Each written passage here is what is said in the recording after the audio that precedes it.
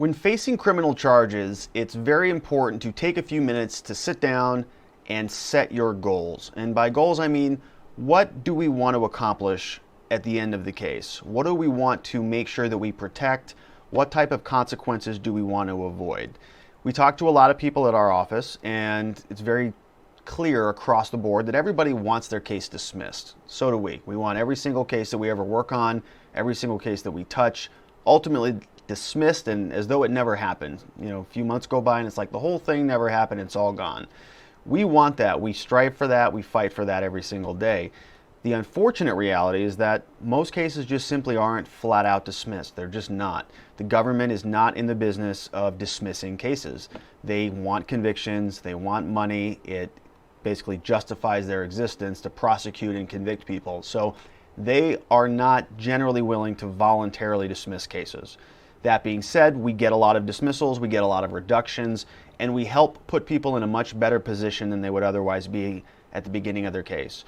But one of the ways that we do that is we take a few minutes and we discuss the case goals for both the people that we're working with and for our team, so that we're in alignment, so that we can proceed together and make sure that we're shooting for an outcome that is going to be better, satisfactory at the end of the case. So let's take a quick look and let's talk about what some of those goals are, what some of the consequences are that we want to avoid. As we can see, we have a couple main categories that we want to focus on. The number one, highest priority, most talked about, most worried about concern comes to a person's physical well-being. Okay, this is the physical category. And by physical consequences, I literally mean physical consequences. Is somebody going to be arrested or incarcerated after the arrest? Are they going to go to jail or prison? There's a difference between the two. Are they going to be placed on a probation type of a period for a very long period of time? Are they going to have to wear an ankle monitor throughout the course of the case? Are they going to have to go to substance abuse classes or community service? These are all consequences that we certainly want to avoid. But you want to make sure that you consider what those are. Things like home detention and stuff may be a better option for you, but you have to understand that this is a big concern, and a lot of offenses do carry with it mandatory jail time. So the physical goals, those are pretty much a given. Everybody wants to avoid those, but you want to make sure that you're clear about that. What can be done to reduce jail time or eliminate jail time? How can jail time be transferred into a home detention or a community service or something else? So you want to make sure that that is at the top of your list if you've been charged with a crime.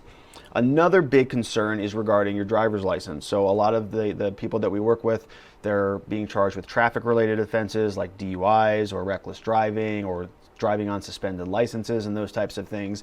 Those carry consequences to a person's driver's license, and it can result in a revocation of your license. It can result in a suspension. A revocation meaning you don't get it back, a suspension meaning you get it back after a certain period of time. For commercial drivers, truck drivers and things, it can mean that they lose their job entirely if they get any points on their record. It can mean that your insurance rates goes up and those types of things. So you want to consider, if you've been charged with a traffic-related offense, what are the potential consequences there that you want to avoid, and let's make that a goal. Let's keep going around the circle. The next one that we have is reputation. So if you're going to be convicted of a crime or if you're facing criminal charges, you want to consider how that's going to impact your reputation. Some have a bigger impact than others. There are crimes that are called crimes of moral turpitude, which carry a little bit bigger of a social stigma. Things like shoplifting, theft, fraud, and forgery may have a bigger impact on you getting a job working for a company where you're in charge of the cash register, for example. They're not going to want somebody who has a history of theft. Okay, but there are some other things that we want to avoid when it comes to your reputation. Certainly, we want to avoid a criminal conviction. We want to avoid you having this pop up on a background check. Similarly, we want to know whether you have to actually disclose this to your employer, your company. Some HR policies require you to disclose things. Certain kind of high-level executives must disclose these types of things. You want to make sure that that is on your goal, to avoid a conviction or to have some sort of an outcome that's not going to require that mandatory disclosure. Same thing with the registry. Some certain offenses require you to be listed on a registry. If we want to avoid that, we want to make sure that that is on our radar as a goal. Otherwise, that might get overlooked. Similarly, professional consequences may result as a result of a conviction. They may be incurred. We want to avoid that. So for people with professional licenses, doctors, lawyers, teachers have fingerprint clearance cards. There are certain consequences that a criminal conviction may have on those licenses, and so we want to make sure that we're aware of those. We're making notes of that so that we can begin planning for an outcome that doesn't impact those types of things. Same with real estate professionals and other professional industries. The next we want to talk about are some other collateral consequences. So these are goals that we want to shoot for that may not be a direct result of a conviction, meaning the judge is not going to impose them, the prosecutor is not going to make that as part of their sentencing or part of their plea agreement, but they may still have an impact on you, and so we want to make sure that those are accounted for and avoided. So here we're talking about a few things. So like the top one I have here is if you're in the military, if you're going to be applying or enlisting in the military, or if you are already in the military, having a criminal conviction in civilian courts may have an impact on your career, on your future. It may impact your current status, your standing, or your rank. And so you want to make sure that that is on our radar as well, so that we can begin working through that process. Same if you're going through a divorce, okay? If you have a pending divorce that's going on, you're being charged with a crime, that can impact the outcome of that divorce as well. So that's not related to the criminal case, but it is something that you have to consider. Same with custody battles, okay? If you're fighting over who has custody with your ex or your ex-spouse, you want to make sure that you're considering that. How is a criminal conviction going to impact your ability to have custody of your children? It's very important. It's a major issue, so you want to make sure that you're not forgetting about those things. Similarly, having a crime for certain offenses can impact your ability to get student loans, can impact your security clearance with certain jobs or certain other high security positions. So those are collateral consequences. You want to take a few minutes and make sure that if any of those apply to you, you're making note of them. And some other consequences that we have that are actually more common than many people think, but it's regarding immigration. So whether or not a criminal conviction is going to result in your deportation, if you are not a documented citizen, if you are somebody who is here and you go into custody, is the government going to deport you out of the United States? That's a very big important factor that we want to make sure we're accounting for.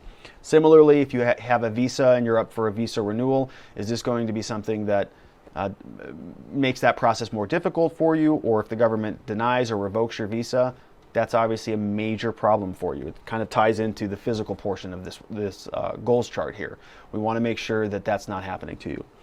Whether you're going to be applying for citizenship is another big important one. A lot of people are here on green cards.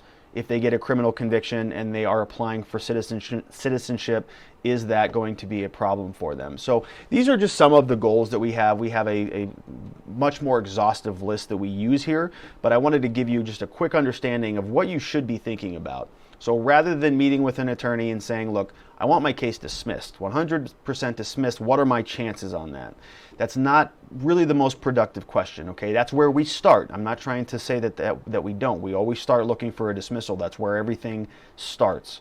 But in most cases, that just simply doesn't happen. And so we want to make sure that if that doesn't happen, we are focused on what else can we do to protect you, protect your reputation, protect your future, protect your professional licenses, protect any of these other consequences that may have a drastic impact on you. That gives us, in our office and our team of attorneys here, a very good set of information that we can use to develop a strategy that's really going to win for you no matter the outcome. So give that some thought. If you have been charged with a crime, do not overlook this step. I'm seriously encouraging you not to overlook this step. It's very important.